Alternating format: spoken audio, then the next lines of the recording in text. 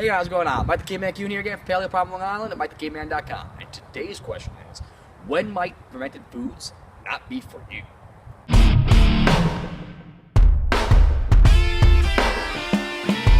I'm the Caveman!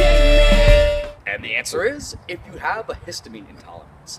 Now, we've talked a little bit about histamine before, but it is a neurotransmitter and it's also the first line of defense in terms of inflammation. It's the first inflammatory mediator that shows up to the party when an inflammation occurs.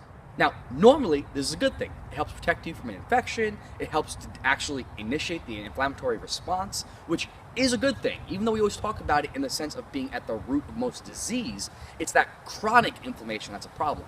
Acute inflammation, acute release of histamine is a good thing. Normally, it's okay because it's broken down by two enzyme systems, histamine N-methyltransferase and diamine oxidase. And when that happens, histamine goes away and everything's okay.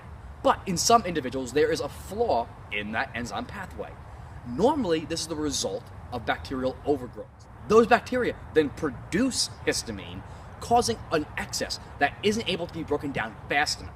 Now, this becomes more of a problem when you introduce foods that are high in histamines. The reason being, your glass is already full. So if you're eating foods that are high in histamine, you're contributing to that excess that still isn't getting broken down fast enough. So, what are some foods that are particularly high in histamines? Unfortunately, those fermented foods we often recommend for people with gut issues. It's enough to make your head spin, right? So, other foods though that are high in histamines, seafood like shell and finned fish, eggs, processed cured meats, which unfortunately does include bacon, citrus fruits, berries, spinach, tomato, chocolate, alcohol, vinegar. So all these things that we've talked about being potentially beneficial, unfortunately, if you have histamine intolerance, can be a problem. So what can we do about it? Well, if you're noticing issues to any of the foods we just listed, which normally are generally pretty healthy, then you may have a problem. If you're experiencing symptoms like hives and other skin issues, swelling, chest pain, congestion, digestive upset like heartburn, or headaches, which we've talked about histamines in that context before, then you may want to get looked into it as well. But in the meantime, you're going to want to go onto a low histamine diet. There's an awesome one over in Primal 90 from my good friends over at Rebel Health Tribe, which is kind of available still, but take a look at it. Otherwise, there are other free resources where you can just look up low histamine. But I definitely recommend, long-term, working with a knowledgeable practitioner who's going to help you heal your gut. And in your case, you have to deal with a specialized diet. It's not the same as your general fixing your gut for most people.